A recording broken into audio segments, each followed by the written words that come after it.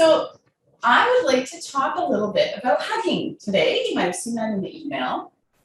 The first thing to say is that the pandemic got us thinking about hugging, right? All of a sudden there were a few question marks around, is it safe to hug? And is there a safe way to hug? So knowing that we're at this stage in the pandemic and perhaps going into the holidays, you might also be thinking about hugging again if we have family and friends around. We're going to talk about what a hug does for our nervous system. And whether you are a hugger and planning to hug or not, the things that we can do as part of our yoga practice that simulate some of the same benefit. So we all have different levels of comfort levels with hugging. Some of us are huggers, some of us are not. You have people that you for sure are going in for a hug with. There's for sure people that you are never going to hug.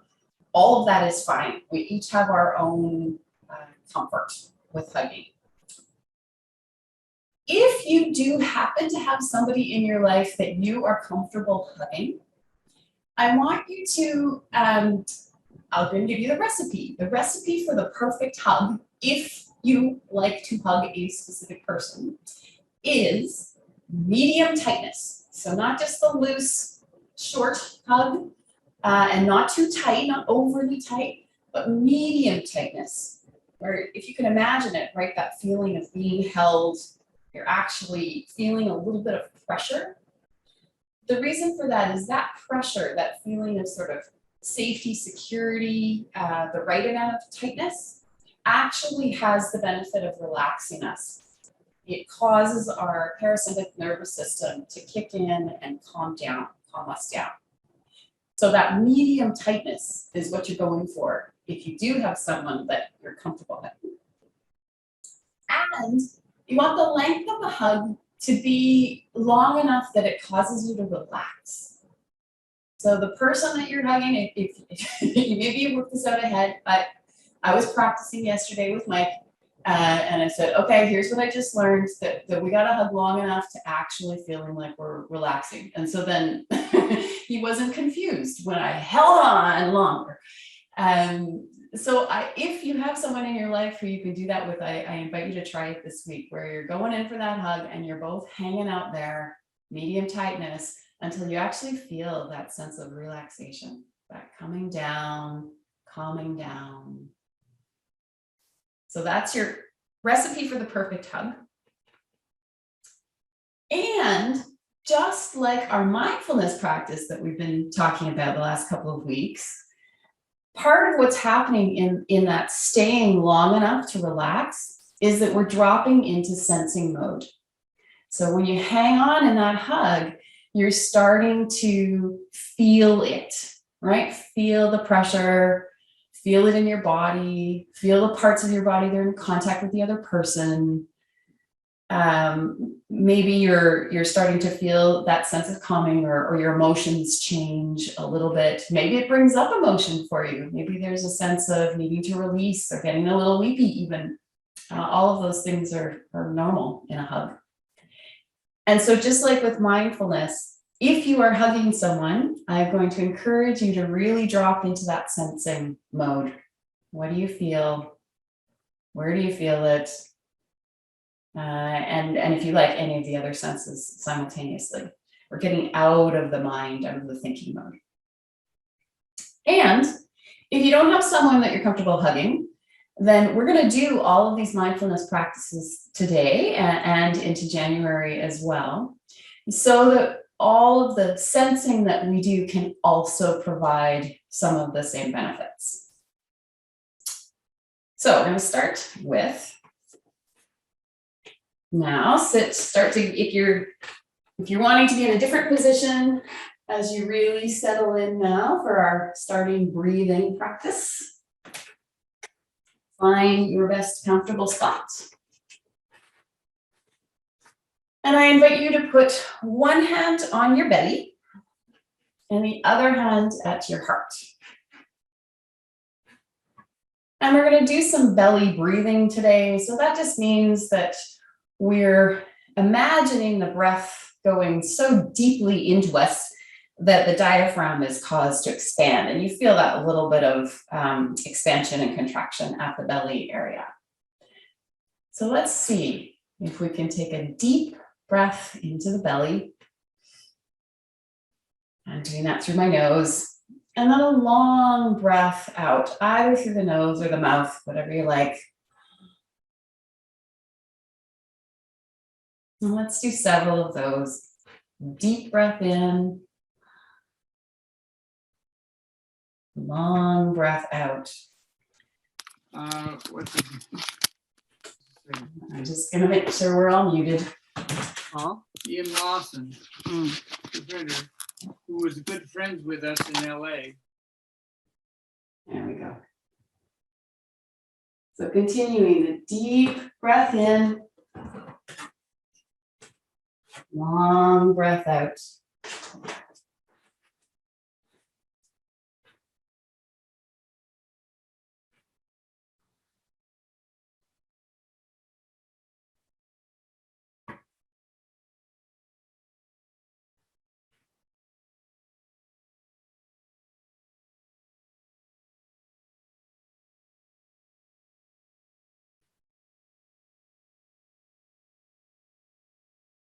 And drop into your sensing mode here. So you've been noticing your breath. Is there anything to notice about your physical body? Any physical sensations that you're experiencing?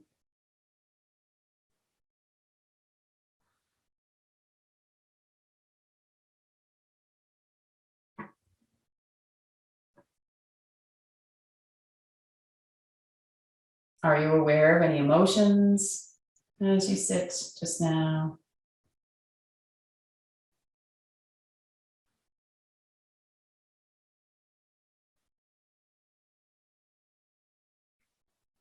Are there any sounds that you're aware of?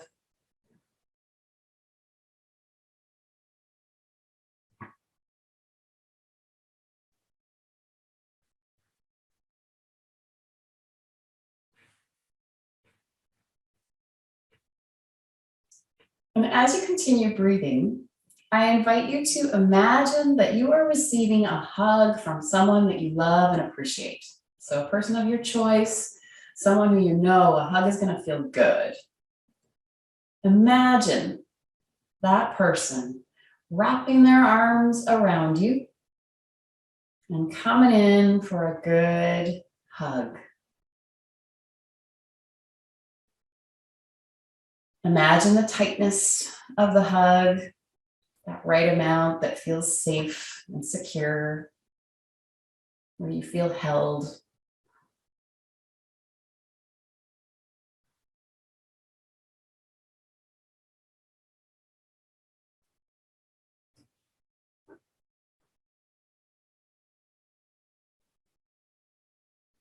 And now take a few more breaths as you imagine that person hugging you.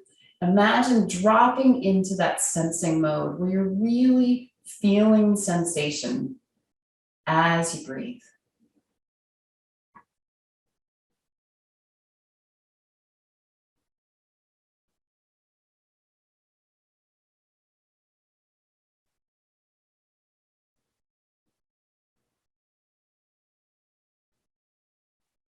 Still breathing in deep, breathing out long.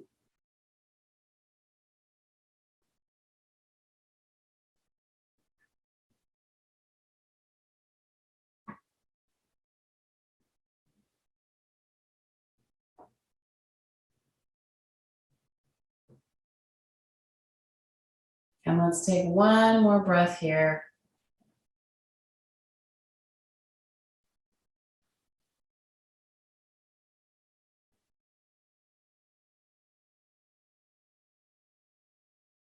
Good. And release any image you had there of the hug. Let that go for now. We can bring it back later. And as you're ready, releasing the arms back down. And now taking your thumb into your other hand and inhaling as you raise your arms up. Still staying in sensing mode. Feeling any sensations in the body. Noticing the breath.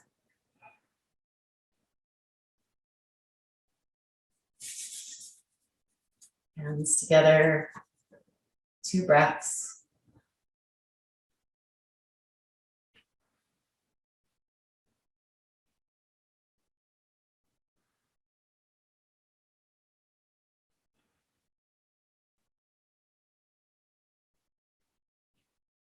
Hands up and then behind the neck or in front of the neck.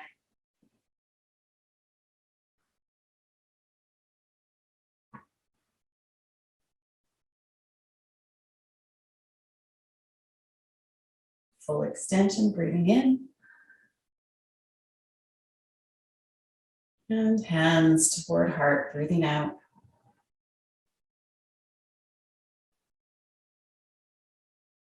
And the breath of the heart.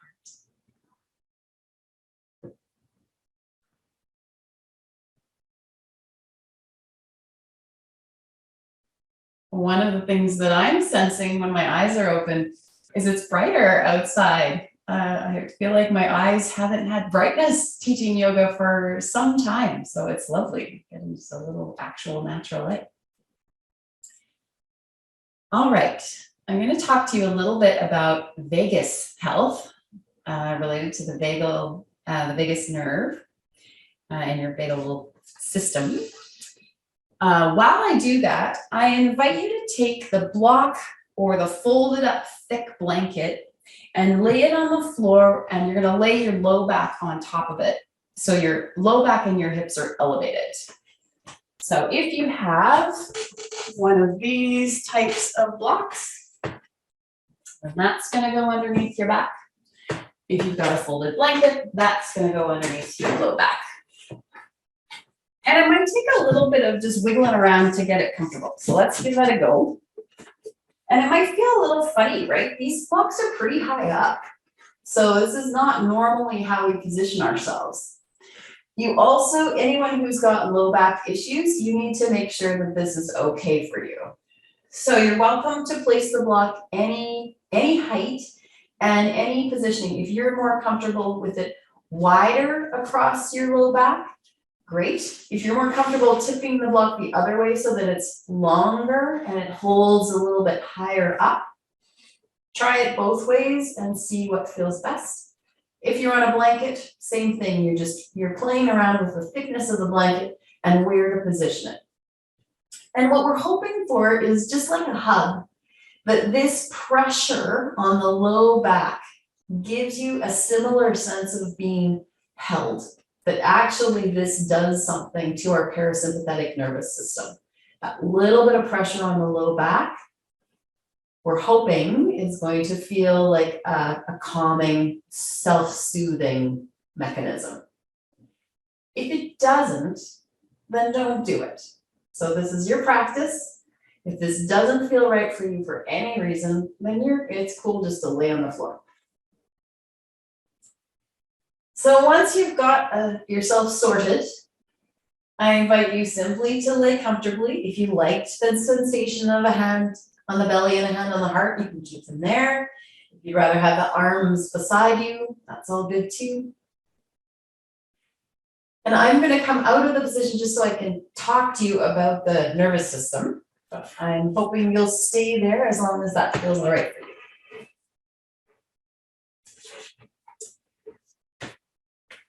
So your job is to lay there and breathe.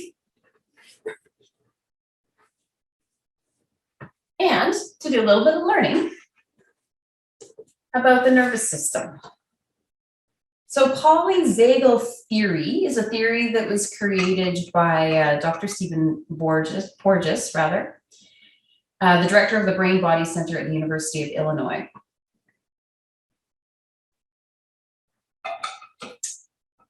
So the vagus nerve is an actual nerve. It's the longest nerve in the body, and it goes from your brain stem all the way down through into your pelvic floor. Longest, nerve of the body.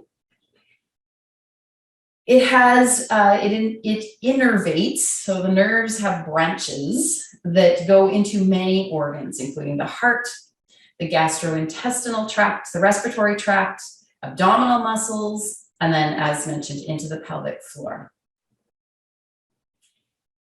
And this nerve is part of both the sympathetic nervous system and the parasympathetic nervous system. The sympathetic nervous system activates our nerves, our organs, our muscles into a heightened state of arousal for fight or flight. So if you're in an intense situation, the fight or flight idea that we've known about for a while is activated through the nervous system. The parasympathetic nervous system has the ability to calm us down, right? To do the opposite. Although it also has the ability to make us freeze, which is one of the fight or flight freeze responses. What we want is good vagal health, right? In yoga, we're learning all about many ways that we can calm ourselves down, soothe ourselves, have balance in our lives, knowing that we all have states of heightened arousal for various things, perhaps a trauma history, perhaps regular life events, things like pandemics that cause us stress and uncertainty. And so all of the tools that we have to calm ourselves down, help ourselves cope, are tools in our toolbox to get us through these days that can be a little tumultuous. So the thing that you are doing now promotes good vagal health. That elevating the low back, getting a little bit of pressure there, just like a hug calming you down, that pressure on the low back is one technique for promoting vagal health, making sure that those systems, those nervous systems are in good working order and able to complement each other at the right times. We want fight or flight or freeze if we're in a situation that requires it. It's a good thing to have. We just also need to be able to turn it off when we don't need it and have really good systems of calming down through the rest of the time where we don't need to be activated. And just as a final thought, and then I'll bring you out of that and we'll do some poses. The other ways to promote vagal health, in addition to what you are doing right now, are asana and exercise. So we do those together every week. Intimate conversation and expressing yourself with your face and your voice mindfully. It's an interesting one. Meditation, which we're often trying out during our Shavasana meditation time. Sleeping or laying on your right side. The vagus nerve is more stimulated, laying on the right side. Breathing deep and slow, belly breathing. Laughter. Gentle low back pressure, that's the one that you're doing now. And a footwork or rolling. There have been times where we use a ball to give ourselves a foot massage. So that's another way to promote vagal health. So thank you for all of that listening and learning. Let's get ourselves into some poses now. So I invite you to take that block or blanket away, maybe roll onto your side for a moment as you transition.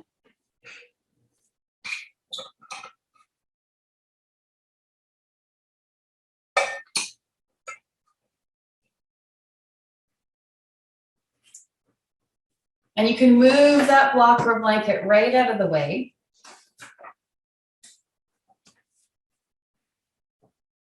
And then slowly bring yourself up to standing. I'm gonna let go of my socks.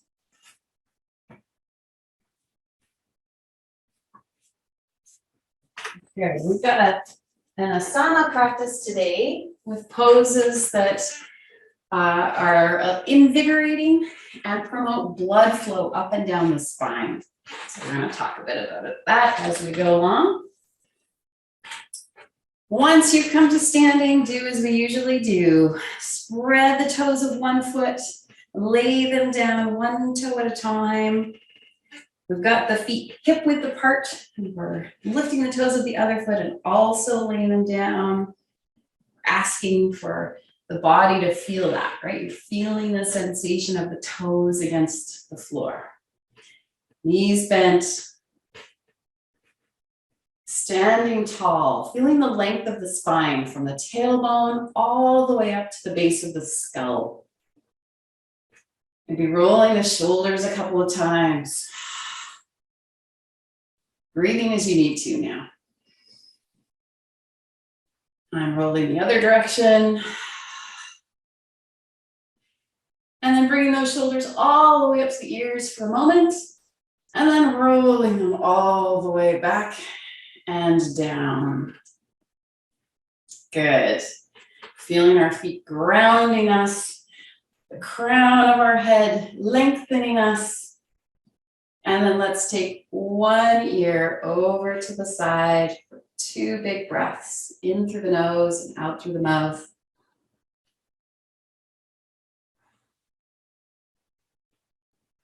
You're noticing what you're feeling in your body. And also paying attention to your breath.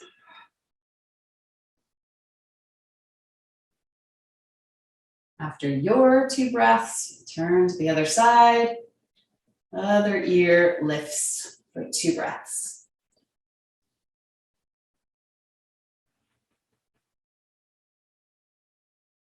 Remaining tall through our spine, even though we've tipped our neck.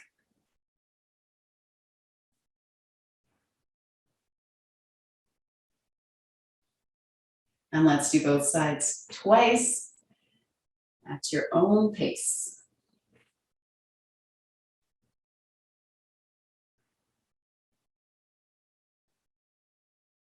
Maybe you're still noticing the breath right down into the belly, the feeling of the diaphragm being involved in breathing.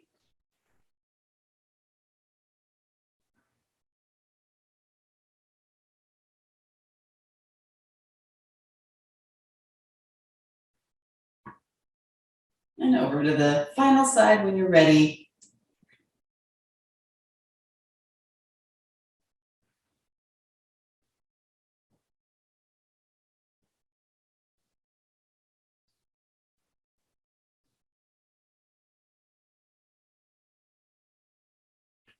Once you're back at center, we'll take the head side to side, turning to look at a spot on the side wall, keeping the back of the neck long for 2 breaths.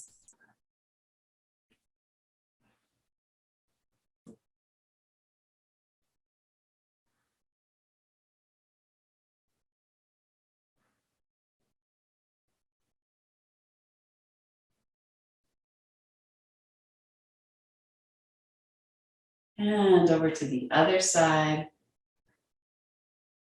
2 breaths.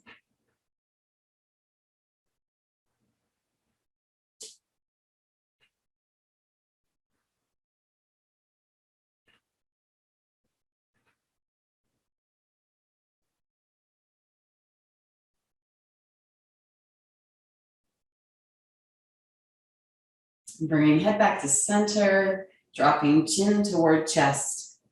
And 3 breaths here as you release the back of the neck by tipping the chin forward. You can see if the diaphragm is engaged in breathing.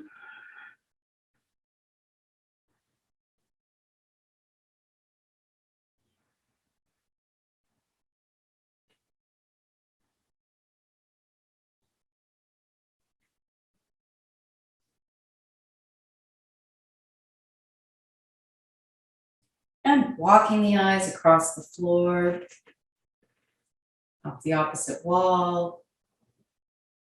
As far as your eyes and your neck want to take you, perhaps looking above, opening the mouth to breathe.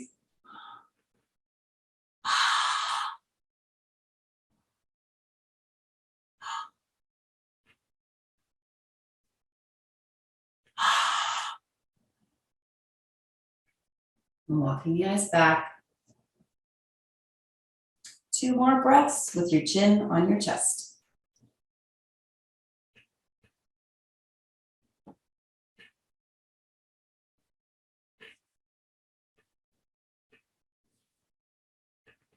Interlace your fingers in front of you.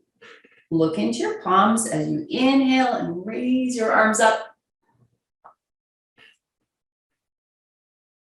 Return your head to center, exhale and release the arms. Good, and give it a good shake out. Let's just get the blood flowing. Shake your legs, shake your arms, shake your shoulders, move your head. Excellent, and grab a sip of water if you wish. You can go into a forward release next.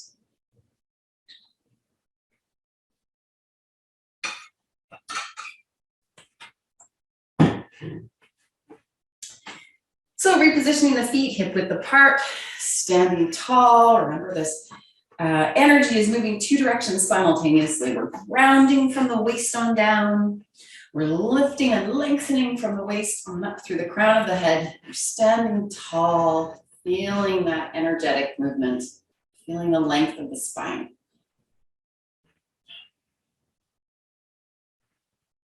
Then dropping the chin towards the chest, again for a breath.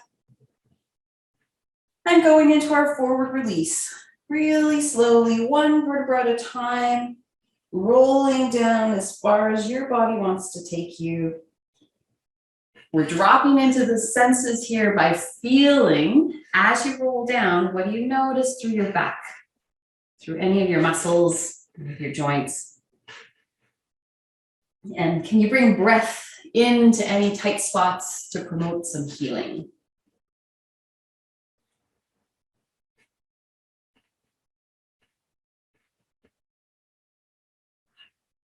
So you just go as far as works for your body.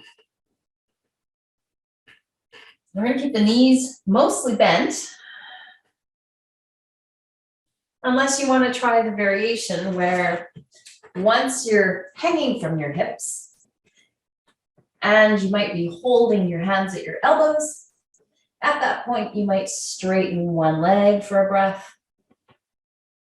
keep the other knee bent, and then change sides.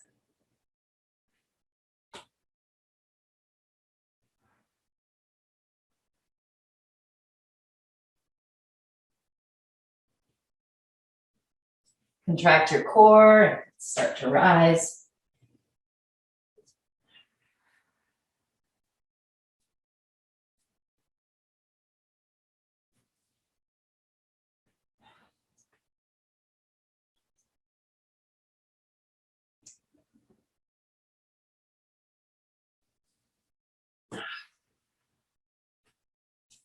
Take your time, but eventually your head will be the last part of you to float forward.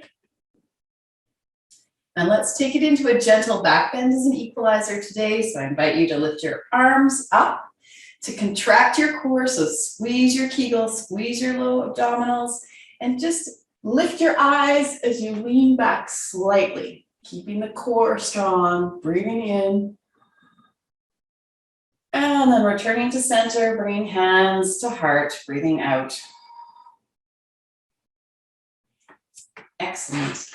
From this position, standing with hands at heart, we're going to see how it is to get ourselves down into a squatting position.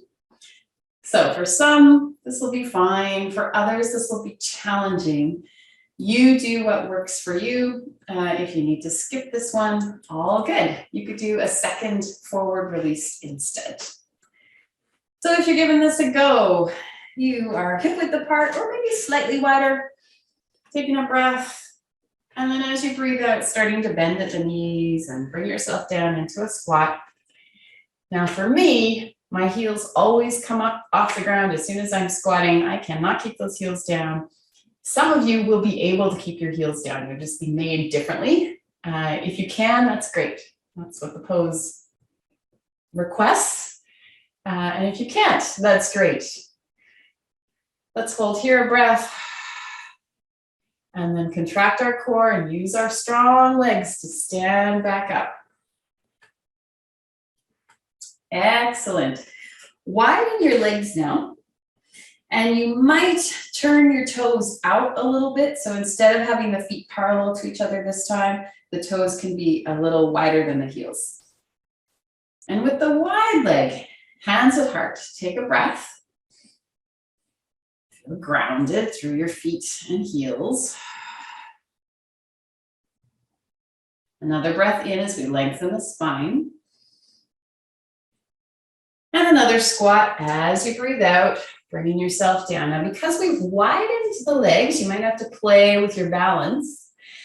We want to be able to put a hand on the inside of your thigh on both legs, or an elbow if it works to keep your hands together, and use your elbows to lever open your knees.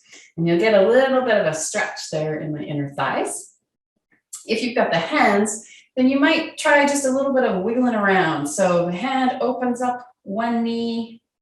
That allows me to get that heel down onto the floor. And then over to the other side, the other hand opens up the other knee. So it's like a little bit of movement back and forth. Keeping the length of the spine in mind and still breathing.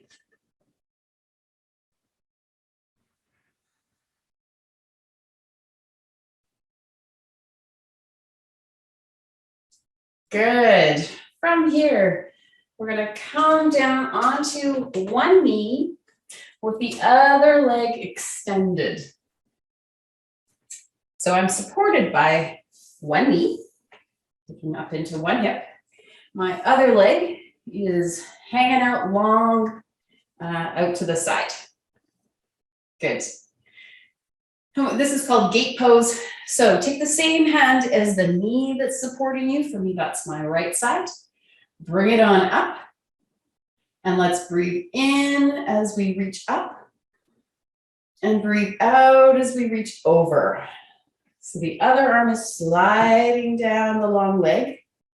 We're taking ourselves over so we get this beautiful length, side stretch. Hold here for another breath.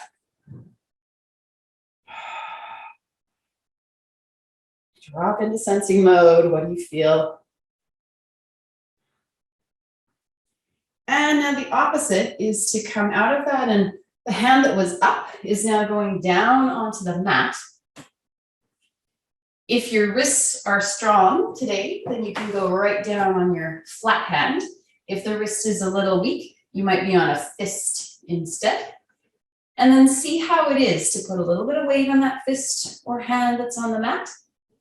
And do you feel up to lifting that leg? And lifting the open arm. And hold here for a breath. You've got a flexed foot with the leg that's in the air. This is very similar to half moon balance pose. It's just that we're down on one knee. So anyone who's being protective of their knees might do this in a standing position instead. Good, let's do that side one more time. So come back up, stay as you are, same legs. Bring the arm up past the ear.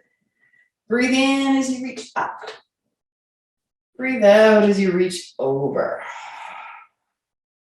Hold another breath.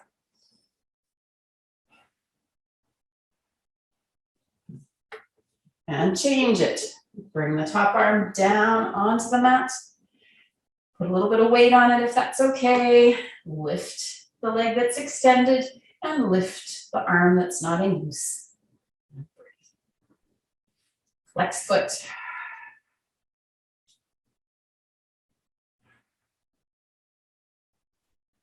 Come on back and let's change sides. Other knee connects you to the ground now, or if you're standing, you can be standing on that one supported leg. Extending the other leg.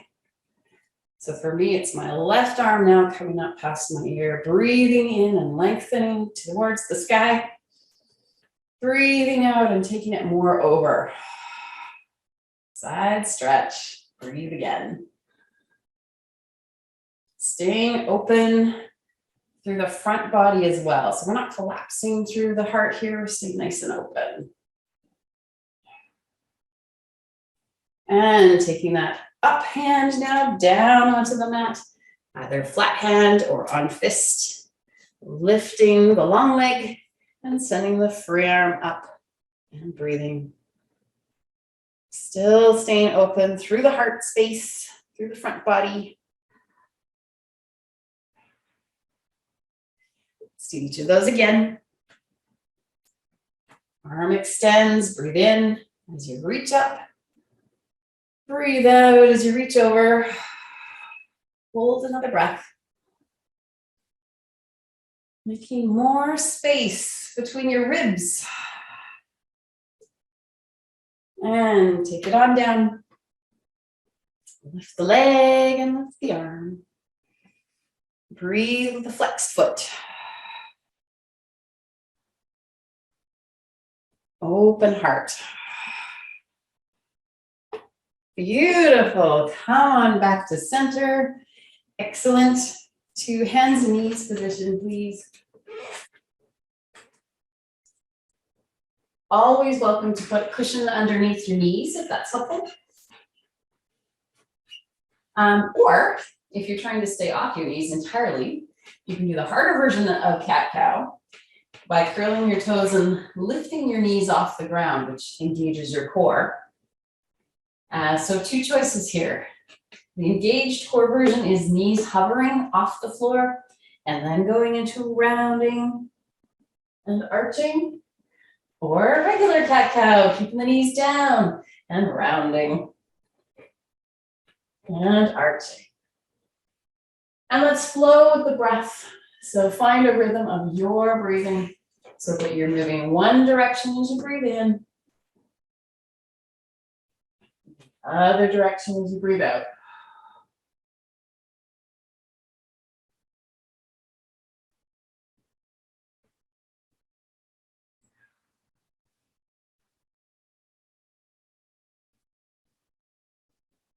Notice where you're tight or where you're feeling really flexible.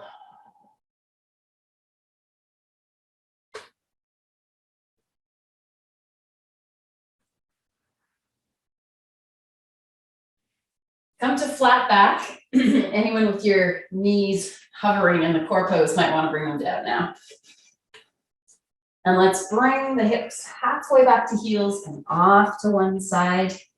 Find a sweet spot there. So just keep wailing until you find a spot that feels really good through your low back and into your hip. And breathe there.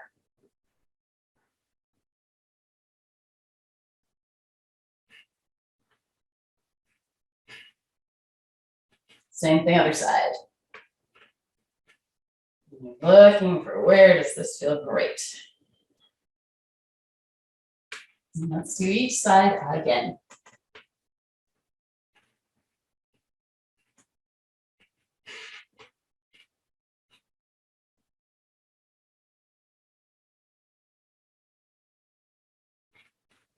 Excellent. Come back to center. We're going to go into a sequence that's a little strength-based. So we're going to go from a downward dog into a three-legged downward dog, into a stepping a foot forward for lizard lunge, which you'll recognize when we do it. And then stepping up into a high lunge. So you do you. If any of that feels like, that's not right for me, then of course you can skip it. The other option is to get your chair ready here. And instead of going into a downward dog and into all those lunges from the floor, to do it from the chair position, which will give you, bring the floor up closer to you and give you a few more options. Okay, so either get your chair ready if you want to modify, or spread your fingers wide on the floor. Feel the connection of the finger pads to the mat. Curl your back toes, feel the connection of the toes to the mat. And when you're ready, push your hips high and play around with your downward dog. We're really pushing the hips as far back as we can get them. And maybe a little higher when you're ready.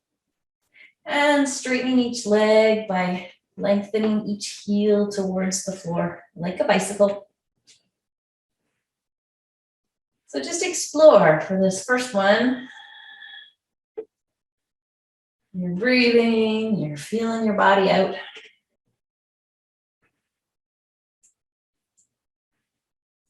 And we're going to be lifting the right leg for this first round. If you're doing three-legged dog. So anyone who's wanting that is now going to lift your right leg any height. Take a couple of breaths as you make sure the fingers have stayed wide, as you really keep pushing those hips back and a little higher. And then we're going to take that right leg that's in the air and step it forward onto the outside of your hands.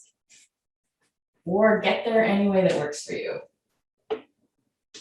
Now you recognize this one, right? This is lizard lunge. So the right foot is on the outside of both my hands, on the outside of the right hand. Figure out the right distance between your feet, and let's hold 3 breaths here.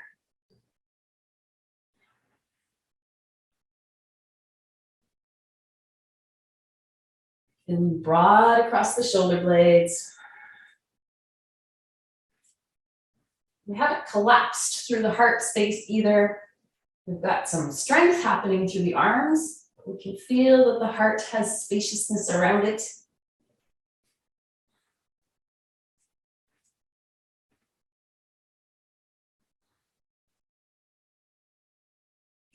Now, we're going to, for a moment, bring the back knee down, and you can put it onto a cushion or roll your mat up so that you're doubling it. Give it a little softer landing. Point the back toe and settle in here to open up through the hips for 3 good breaths. Aiming to release and let go.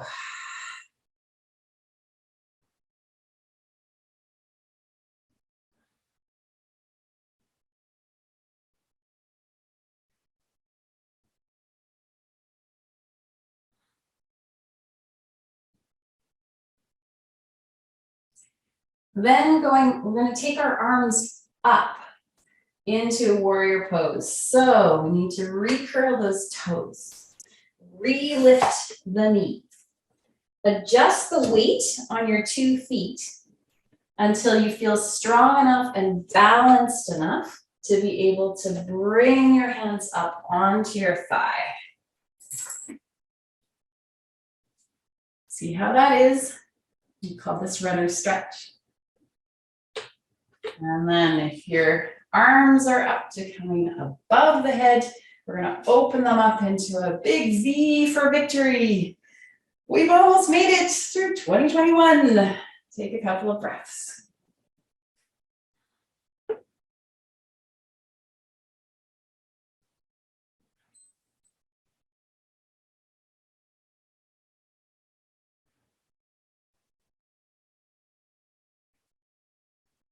And bring the hands together into the heart.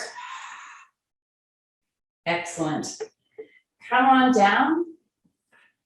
We will be switching sides in a moment. I invite you to bring yourself into any version of child's pose. A little restoration before we do the other side. 3 breaths.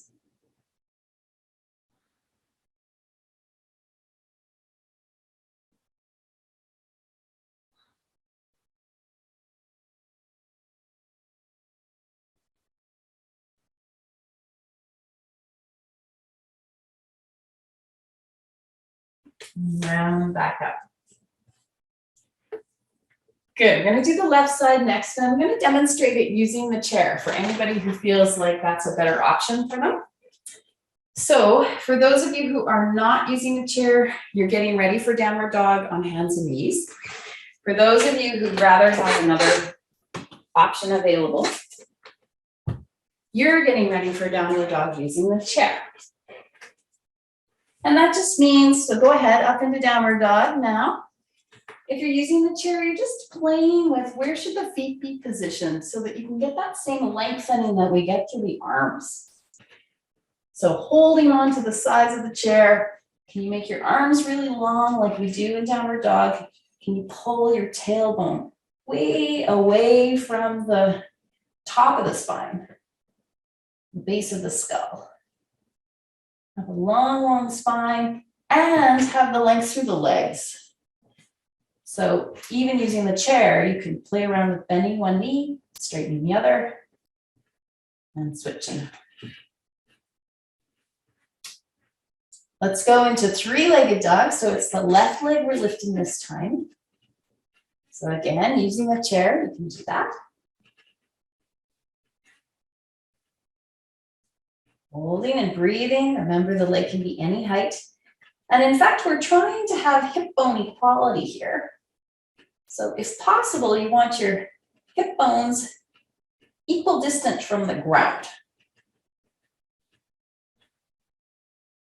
And if you can, we're going to step that left leg forward now.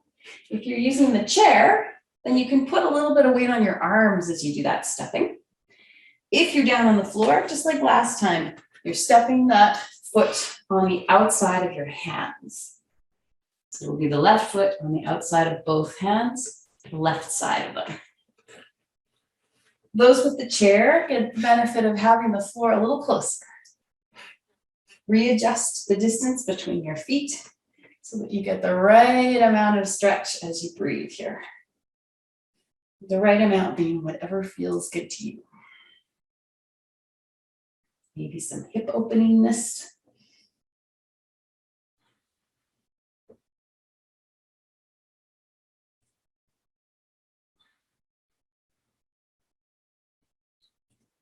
Beautiful. Let's bring the back knee down now. So again, you can put it on a cushion. You can roll up your mat. Get 2 layers there.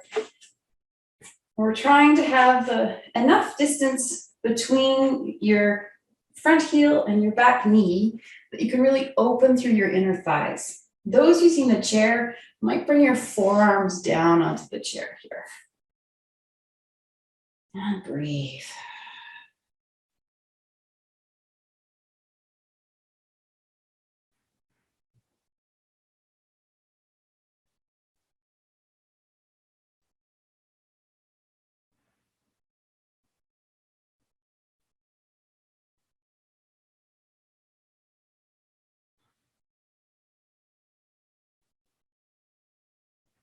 Getting ready to add some strength. So curl the back toes. Use strength to lift up the back knee. And once you feel balanced, so reposition your feet so that they can hold you as you bring your arms onto your thigh. Feel how that is between front leg and back leg. And as you raise your arms up into a big V and breathe.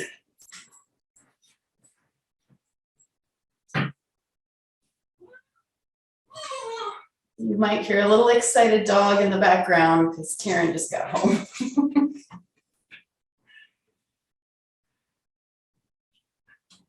Beautiful. We're taking it down now into a pose of child. So hands together, come to the heart. Bring the knee back down. Find any restorative pose that works for you. Pose of child or anything that lets you go. Just like the feeling of a good, perfectly strengthened hug. Medium strength hold hug.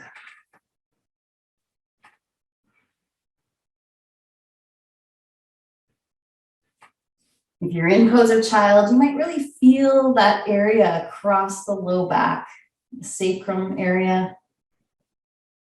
Bring a little bit of breath and blood flow there.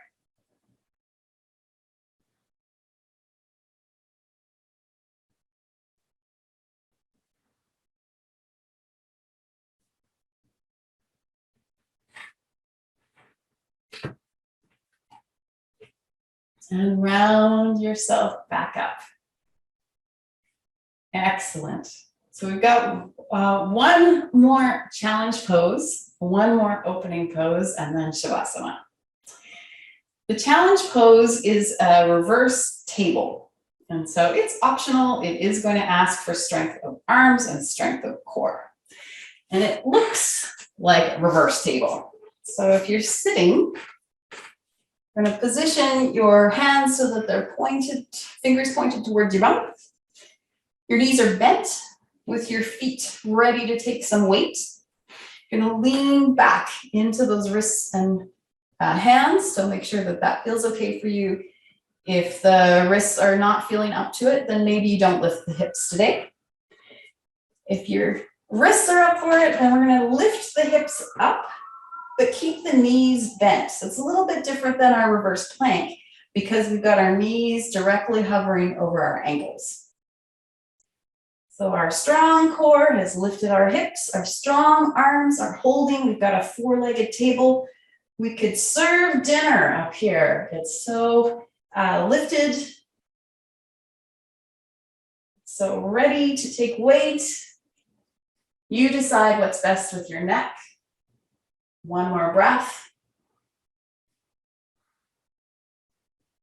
And if the head is down, bring your head back up and lower your hips back down. Beautiful. Extend your legs. Hold your arms in front of you. Let's take a breath. Hinge forward from your hips, imagining that you are about to give out some hugs. Pause to breathe in. Reaching forward as you breathe out. Pause to breathe in. Reach again. Tucking your head, turn your hands over to hold each other. Lift yourself up to full height, breathing in. And arms relax behind you, breathing out. Rock the feet, rock the hips. Excellent. We're gonna get ready for Shavasana with one resting pose just before we get into it. But if you've got all of your sweaters and socks on, you'll be ready for Shavasana, even as we do this one last pose. Move the chair out of the way.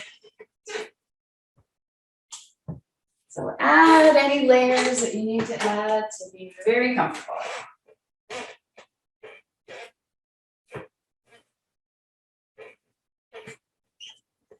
Have a sip of water if you need to.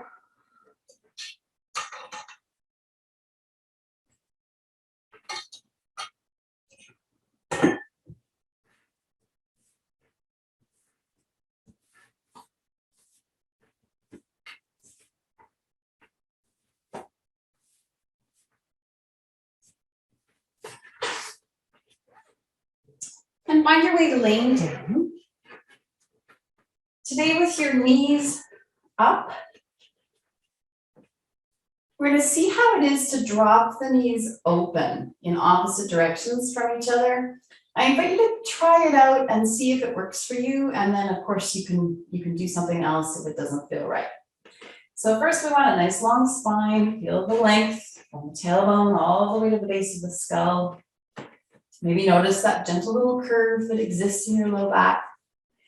And then start to drop your knees open in opposite directions until your feet, soles of your feet maybe come together and your knees have opened up. We've already done some inner thigh opening today, so hopefully this is less tight than normal.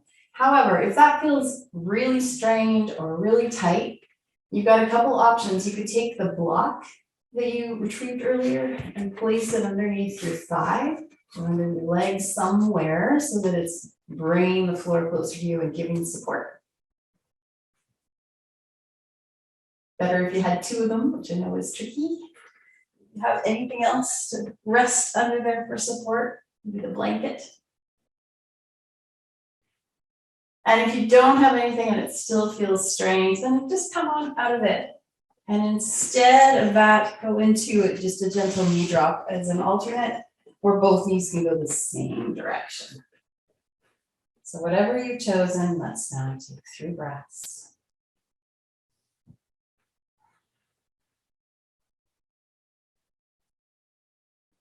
Noticing what you're feeling in the body.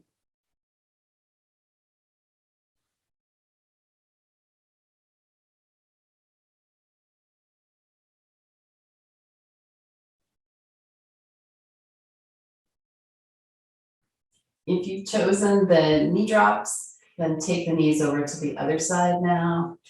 And 3 more breaths in whichever position, the knees open or the knee drop.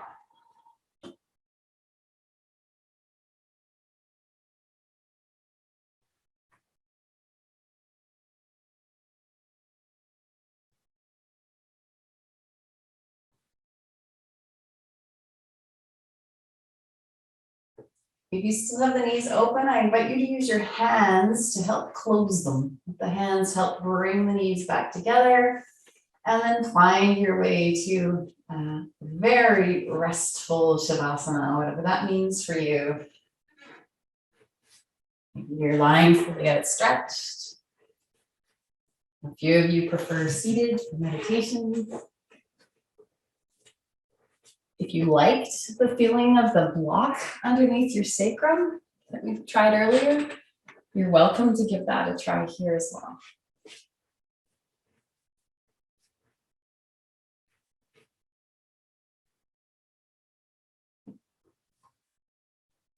So make any adjustments so that you are as comfortable as you can possibly be.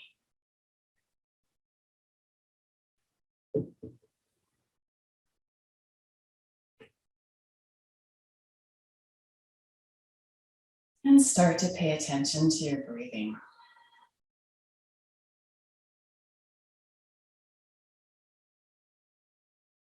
First, just noticing the breath, not changing it at all.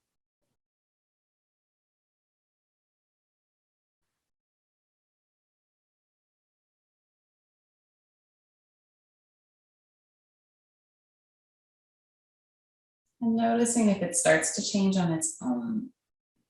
Is there any sense of slowing down or deepening?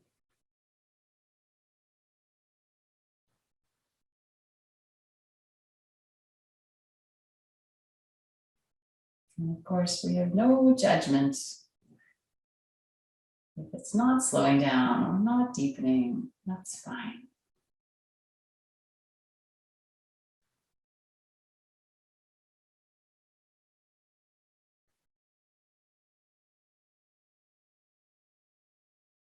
Let's see if we can be mindful of our senses today. Starting with what you're feeling in your body. Is there any part of you that you've become aware of, that you are aware of just now?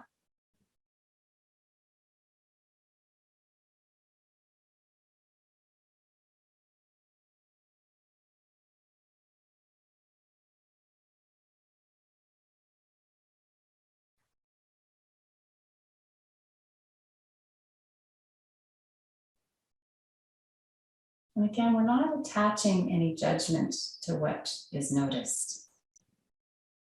So perhaps you'll notice something that is sore. Just notice it. It's not a good or a bad or I should have done something different. You're just noticing. Or maybe you're noticing a place in the body that feels stretched, more spacious. Again, we're not attaching that to be a good or a bad sensation. We're just noticing.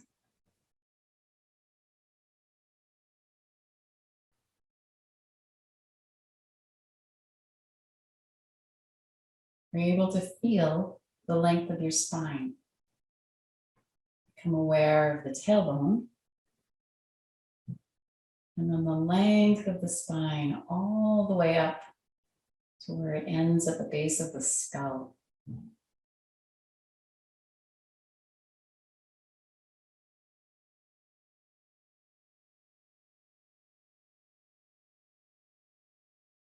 Are you aware of any temperature on your skin?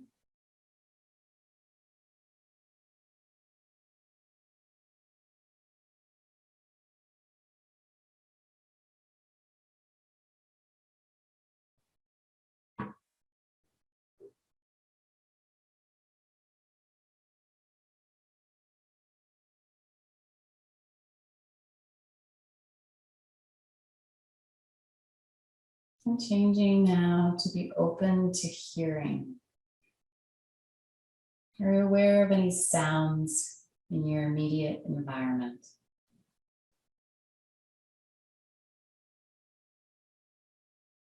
We're not thinking about them. We're just noticing if sounds exist just now.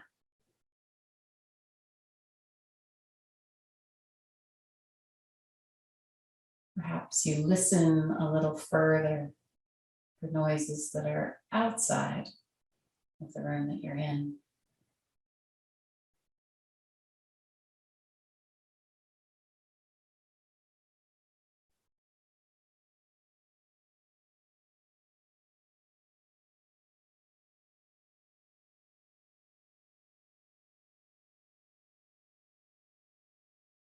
As you continue to breathe, are you aware of any sense of smell? Any scent that you catch in the air close to you? Or perhaps the absence of scent?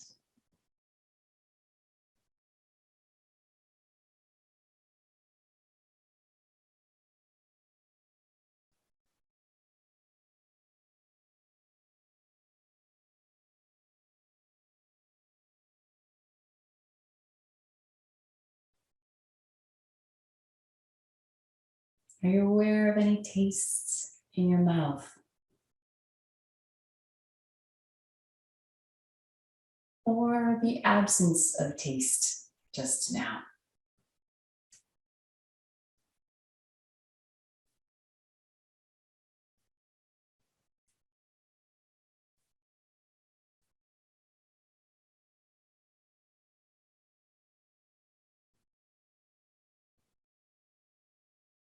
And with your eyes closed or half closed,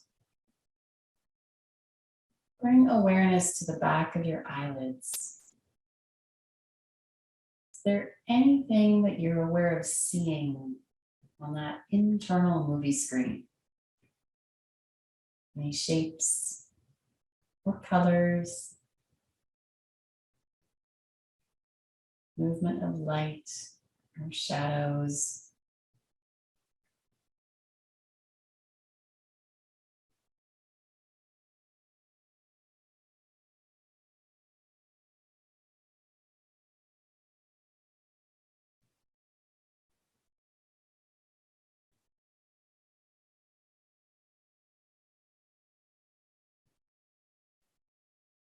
Now that you've fully dropped into sensing, I invite you to do the same visualization that we did at the beginning of class, if you wish. Otherwise, just lay still and breathe. If you like, imagine a wise person. Perhaps this is someone from your own life, maybe an elder, a grandparent, or maybe it's a wise being you haven't met, but you feel you have some relationship with.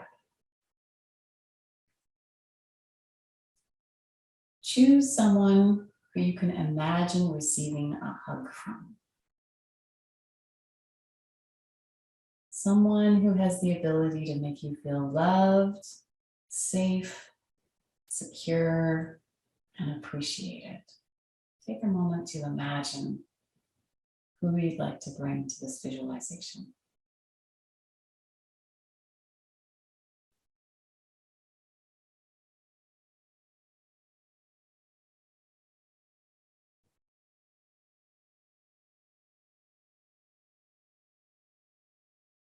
Now imagine hugging this person. You are both giving each other a hug in equal measure. That perfect medium tightness where you feel that right amount of pressure holding you, and you exert that right amount of pressure back. Feel your breathing as you hold this embrace.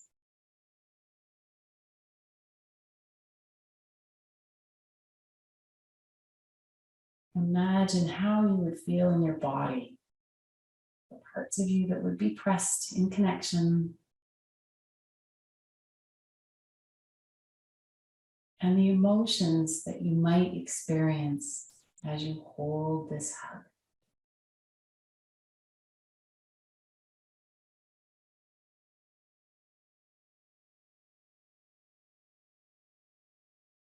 No judgment, Any emotions are just there to be noticed.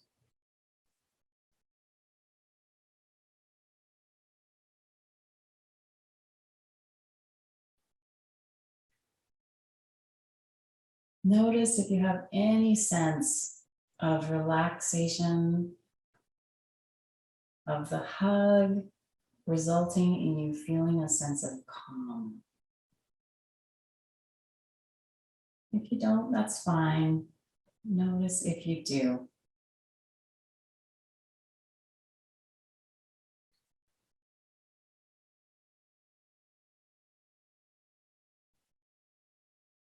And now in your mind's eye, release the hug. Come out of the hug from this wise person chosen to bring you that warmth. Give them a smile and let them go.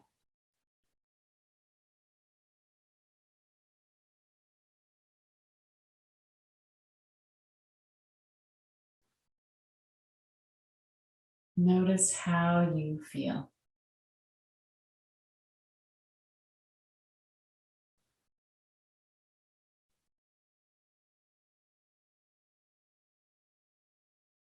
And come back to your own breathing just now here in the room that you're in. And start to take 3 deeper breaths.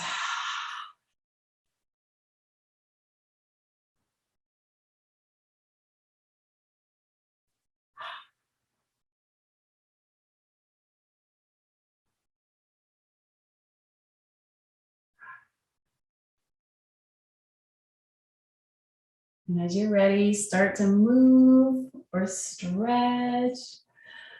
Open your eyes.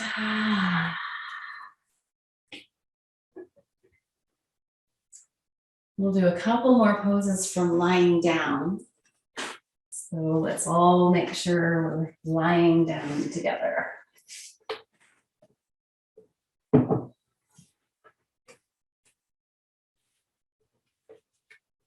Bringing your knees up and crossing the ankle of one leg onto the thigh of the other. Let's use the hands to interlace around the hamstring. The one that had the foot on the floor, that's the hamstring we're reaching for. Or you can reach for the pants if that's easier and pull that leg towards you for 3 breaths.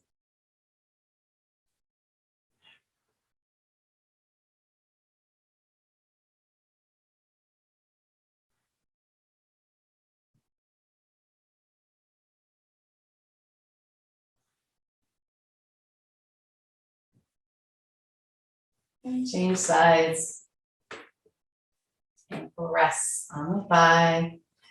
Fingers interlace around the hamstring or just grab onto the pants and pull 3 breaths.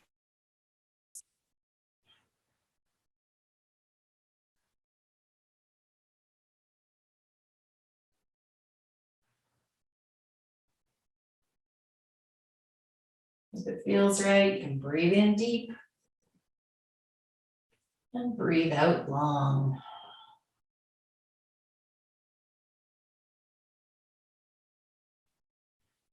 Bring both knees in towards your chest. Open your arms up long on the floor from your shoulders on out. And let's flop both those knees to one side, the same side. 3 breaths here. Breathe in deep. Breathe out long. Your head can be positioned wherever is most comfortable for your neck.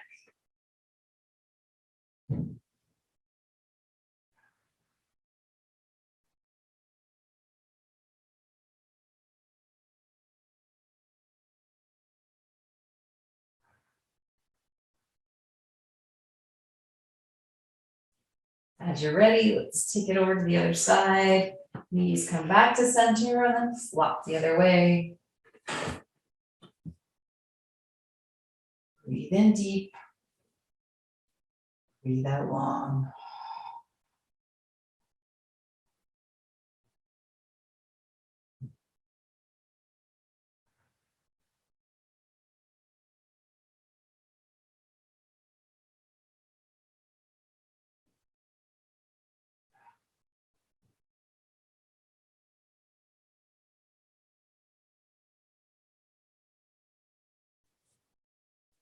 Beautiful.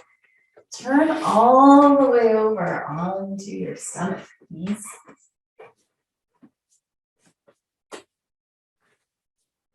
And take a moment to let the floor hold you up. Rock out your hips, rock out your low back.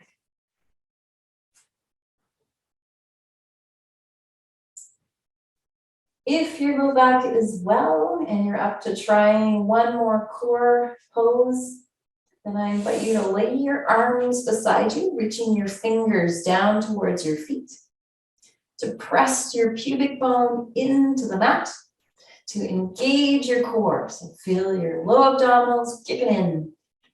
Start with your head on your chin. Use the strength of the core to lift your chin, lift your chest up off the ground. Fingers keep reaching for your toes. If it feels okay, lift your legs as well. And breathe 3 open-hearted breaths.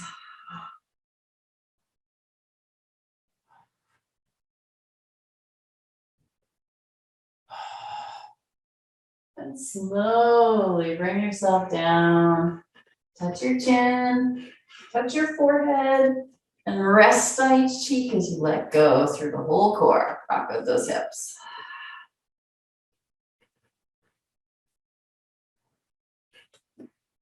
And push yourself up to hands and knees and pull those hips back, lengthening through the arms from fingertips all the way to hips.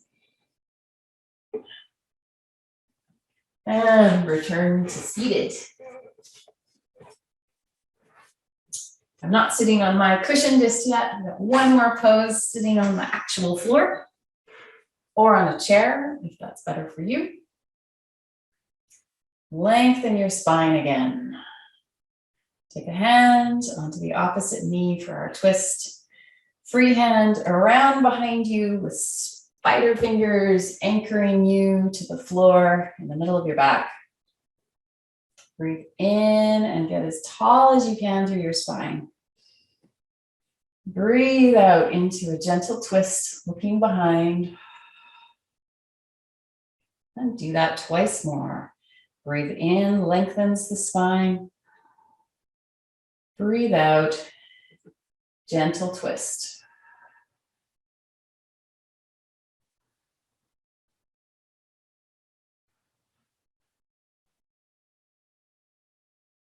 Bring it back to center, one more side. Hand on opposite knee. Spider fingers behind you on the floor as an anchor.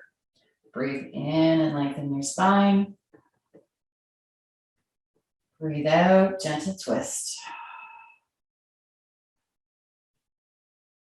2 more breaths like that.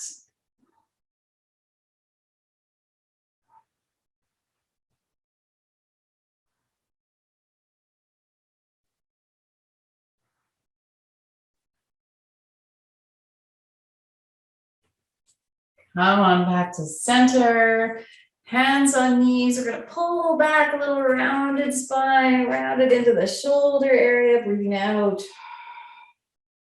And then do the opposite. Lift your sternum, open your heart, gaze upward, breathing in. And round it, bring the chin towards the chest, breathing out. Lift, heart open, gaze upward, breathing in. Over to the right side as you round. See what happens in the shoulders when you go one way. And come back to center, breathing in, lifting. And over to the left, rounding those shoulders, breathing out. One more time, heart open, breathing in. And back to center. Take your thumb into your hand. Inhale and raise.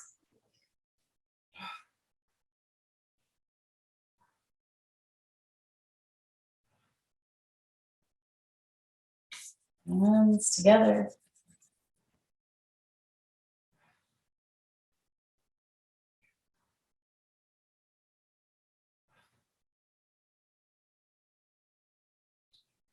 Hands up and then behind the neck or in front.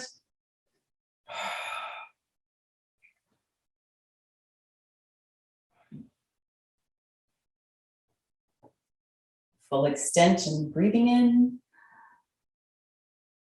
Slow hands to heart, breathing out.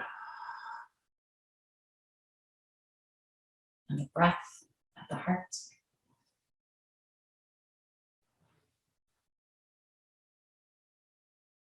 Namaste.